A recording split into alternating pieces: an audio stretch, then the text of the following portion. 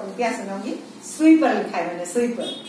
ये सुई कितनी छोटी सी होती है, सुई कितनी छोटी सी होती है, उसकी कीमत भी क्या होती है, उसकी कीमत भी क्या होती है, पर कितनों को रोजी रोटी देती है, कितनों का घर संसार चलाती है। कितनों को रोजी रोटी देती है, कितनों का घर संसार चलाती है। फटे कपड़ों पर रफू सिलाई कर, फटे कपड़ों पर रफू सिलाई कर, घर घर की गरीबी और आबरू ढकती है, घर घर की गरीबी और आबरू ढकती है। धन्यवाद। अभी कहानी का शीर्षक है रिश्ते में दर्द और खुशी दोनों है। रिश्ते में दर्द और खुशी दोनों है। प्रहलाद जी उम्र एक हुई 45 साल की। घर में पत्नी, 20 साल का लड़का, 12 साल का लड़का और 8 साल की बेटी है। वो नौकरी करते हैं प्राइवेट फर्म में, प्लस घर का खर्च चलाने के लिए शाम को कहीं नौकरी पर भी जाते हैं, पार्ट टाइम ड्यूटी भी करते हैं। तो ऐसा था कि घर में पहला बेटा होने के बाद 7-8 साल तक कोई दूसरी संतान नहीं हुई, तो उनका पहला बेटा उनकी आंख का तारा, जिगर का टुकड़ा था और उसका हर लाड़ पूरा करते थे। उसको जो चाहिए वो उसकी फरमाइश खुद सर आंखों पर। और ये पत्नी को बिल्कुल पसंद नहीं था। वो बार बार कहती थी कि तुम उसको बिगाड़ रहे हो, बार बार पैसे दे रहे हो, बिगाड़ रहे हो, वो बुढ़ापे का सहारा नहीं बनेगा। और अभी दूसरे 2 बेटों का भी, बच्चे का जीवन बनाना है, एक लड़का एक लड़की, उनका भी जीवन बनाना है, तो इतने पैसे मत दो। तो वो प्रहलाद जी कहते थे रहने दे, मैं बैठा हूँ, तू चिंता मत कर, मैं दूंगा, तू चिंता मत कर। बार बार ऐसे ही कह देते थे। एक दिन ऐसे ही वो नौकरी पर जाने के लिए तैयार हो रहे थे। बेटा आया और बोला, बाबूजी मुझे 2500 रुपए चाहिए। माँ फटाक से बोली, काय को चाहिए 2500 रुपए, समझता नहीं महीना आकर है। नहीं 2500। मम्मी ने फिर पूछा काय को चाहिए। बोला बाबूजी ऐसा है ना, हमारी बीएससी की परीक्षा खत्म हो गई है और सब कोई लड़के फॉरेन जा रहे हैं, कोई कॉलेज छोड़ रहा है, कोई हॉस्टल छोड़ रहा है, तो हम गेट टुगेदर पार्टी इंजॉयमेंट करना चाहते हैं, तो पैसे चाहिए। बाबूजी ने बोला अच्छा जा ले ले, मेरे पर्स में से ले ले, पर्स में नहीं होंगे तो कपाट में से ले ले। फिर पत्नी की नाक भोल चढ़ गई, गुस्से में बड़बड़ाती हुई चली गई, मेरी थोड़ी ना सुनने वाले हो तुम, मेरे को सब पता है, करो करो करो बेटे के लाड़ करो जो करना। गुस्से में बड़बड़ाती हुई अपने कमरे में चली गई। वो पैसे लेकर बाबूजी नौकरी पर चले गए, अपना टिफिन और 2 नौकरी करने के लिए चले गए।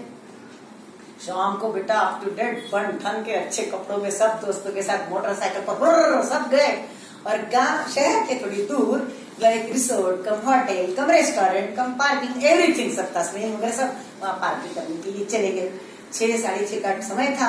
स्टार्टर, ब्रेकफास्ट, लंच सब तैयारी सारी की हुई थी, सब आ रहा था एक पर एक, एंजॉय कर रहे थे। 1-1.5 घंटे बाद पीछे से कुछ जोर जोर की जरा आवाज आने लगी। उन्होंने सब जवान लड़के थे, पीछे मुड़कर देखा कि क्या चल रहा है। उन्होंने देखा तो कोई एक बंदा बहुत सूट बूट भारी कपड़े में आया था और किसी स्टाफ ने उनके कपड़ों पर कुछ गिरा दिया था। तो नाराज हो गए कि अभी मेरा सब कारपोरेट का स्टाफ आएगा, मुझे बोलना है, मेरे कपड़े खराब हो गए। वो बहुत नाराज हो गए, मालिक को भी बुला लिया और मालिक आया तन तन तन तन करते हुए और वो उसने देखा उसकी तरफ, स्टाफ की तरफ, और लगभग उस पर हाथ ही उठाया था, उसकी कॉलर पकड़ते हुए उसको गालियां देते हुए बाहर अपने कमरे में ले गए ऑफिस में। तो लड़कों ने देखा, उनको लगा यार जवान लड़कों को सब रोज का के रेस्टोरेंट में पार्टी में तो हमेशा ही होता है, चलो छोड़ो। फिर से अपना पार्टी एंजॉयमेंट करने लग गए। 9:30 10:30 का समय हो गया।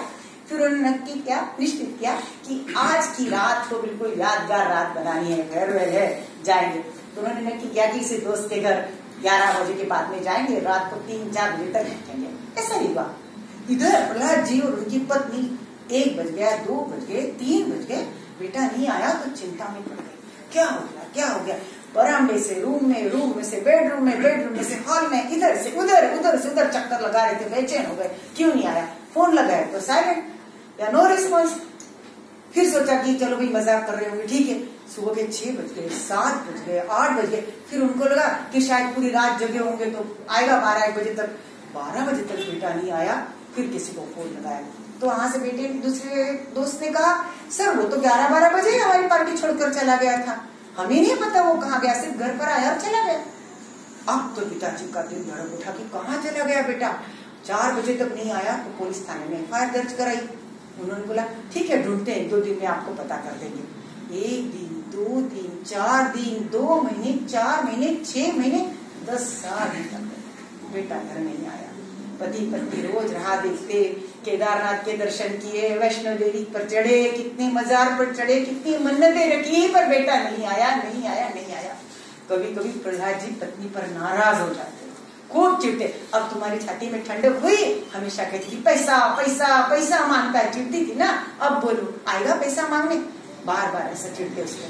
बेचारी दुख क्या घूट के आंसू पी करके रह जाती। समय गुजरता गया, वो 55 साल के हुए थे, थक गए थे, पर एक फायदा था, दूसरा छोटा मोटा BSc करके वो 22 साल का हो गया था और वो बहुत समझदार हो गया। वो पिताजी से पैसे नहीं मांगता था, बिल्कुल मांगता नहीं था, ऐसा नहीं। अब उस दिन वो तैयार होकर के ऑफिस में गए।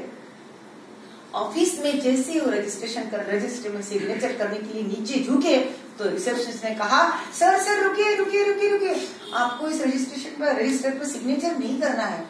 वो देखने लगे क्या बोल रही, आपको सर ये रेजिग्नेशन लेटर पे सिग्नेचर करना है। बाप रे, उनकी तो पैरों तले की जमीन खिसक गई, क्या बात है।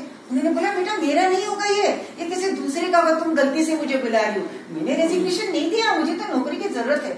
सर मुझे स्पेशली कहा है कि मैं आपके हाथ में दूं और आपको कहूं कि आपको आज से नौकरी पर आने की जरूरत नहीं। उनको लगा, पर बेटा मुझे तो नौकरी की बहुत जरूरत है, मेरे तो अभी 2 बच्चों को पढ़ाना है, उनकी शादी करनी है, बुढ़ापे के लिए पैसा जमा करना है मुझे। सर अगर आपको इतना ही है तो आप मालिक से बात कर लीजिए, आज बैठे हैं ऑफिस में। ठीक है मैं जाता हूँ। आहिस्ता आहिस्ता आहिस्ता वे दरवाजे पर गए, नॉक किया, अंदर से आवाज आई, कमिंग। ऐसे अंदर गए, ऐसा पार्टीशन था यूं, और सर पीछे करके बैठे हुए थे ओनर जो थे, उनके पास सर आइए आइए प्रहलाद जी आइए, सर आइए, ऐसा कहा उन्होंने, सर आइए, नाम नहीं लिया, आइए सर आइए, रिस्पेक्ट किया, जवान था बेटा से, आइए। उन्होंने कहा, सर मैंने रेजिग्नेशन नहीं दिया है सर, पर मैंने तो आपका एक्सेप्ट कर लिया है, आपको आज से नौकरी पर आने की जरूरत नहीं है। सर ऐसा मत कीजिए सर, मुझे नौकरी की बहुत जरूरत है सर, मेरे को बच्चों को पढ़ाना है, अभी बुढ़ापे के लिए पैसा जमा करना है, अभी मैं इतना बूढ़ा कहाँ हुआ सर, मुझे नौकरी से मत निकालिए सर, मुझे नौकरी से मत निकालिए। नहीं सर मैंने कहा ना, इस कुर्सी को अब आपकी जरूरत नहीं है। सर ऐसा मत कीजिए सर, मैंने कहा ना सर, आपने बहुत साल नौकरी कर ली, अब आप घर जाकर आराम कीजिए, थोड़ा आपके बच्चों को भी खटने दीजिए, मेहनत करने दीजिए, उनको भी तो मालूम पड़े कैसा आता है पैसे, अब आप घर जाइए आराम कीजिए। उनको समझ गया कि अब दाल नहीं करने वाली। तो जैसे ही मुड़े, दरवाजा खोलने के लिए हैंडल पकड़ा, फिर आवाज आई, इधर आइए सर, इधर आइए। वो गया, चुपचाप हाथ जोड़ के खड़ा रहा, डर रहे थे अंदर से, पता नहीं क्या गलती होगी, प्रोविडेंट फंड में से पैसे काट लेंगे, क्या करेंगे, क्या बोलेंगे, पता नहीं। चुपचाप नीचे गर्दन करके खड़ा रहा। वो लड़का धीरे से खड़ा हुआ और उसने कहा, सर आपकी आज से वो कुर्सी नहीं, ये कुर्सी आपकी है, आज से आप इस कुर्सी पर बैठेंगे। और उसने उनके पांव पकड़ लिए। एकदम वो घबरा गए प्रहलाद जी, सर ऐसा मत कीजिए सर, मुझे पाप में मत डालिए, आप इतने बड़े बॉस होकर मेरे पाँव मत पकड़िए सर, प्लीज उठ जाइए सर। और उसने दोनों कंधों से सर को ऊपर उठाया और जैसे ही सामने देखा, सालों से जो बंद आंखें थी वो फटफड़ा कर रो पड़े, दोनों एक दूसरे के गले लग गए। कहाँ चला गया था बेटा तू, तुझे मैंने कितने साल ढूंढा, कहाँ चला गया तू। उसने कुर्सी पर बिठाया पिताजी को और सिर्फ इतना ही कहा, उसने कुछ बोल ही नहीं पाया पहले तो फिर उसने सिर्फ इतना ही कहा उसने कि सर आपने, पिताजी उसने बोला, पर पहले उसके काम करते थे इसलिए जो सम्मान दिया उसने, और उसने उन्हें इस कुर्सी पर बिठा दिया। तो आपको इस ख्याल में आया कि ये क्यों हुआ?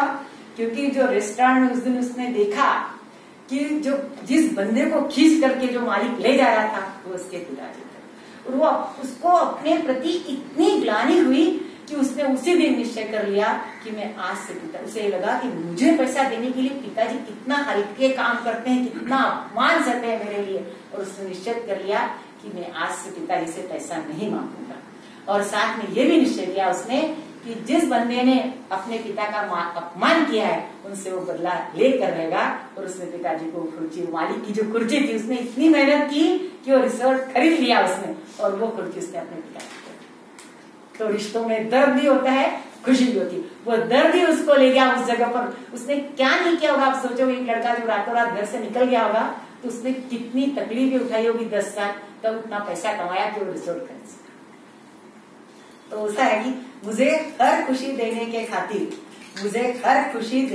खातिर अपनी एक एक ख्वाहिश मारता है जो, मुझे हर खुशी देने के खातिर अपनी एक एक ख्वाहिश मारता है जो, ईश्वर ने दिया एक अद्भुत तोहफा मुझे, मेरे अनमोल पिता है जो मेरे अनमोल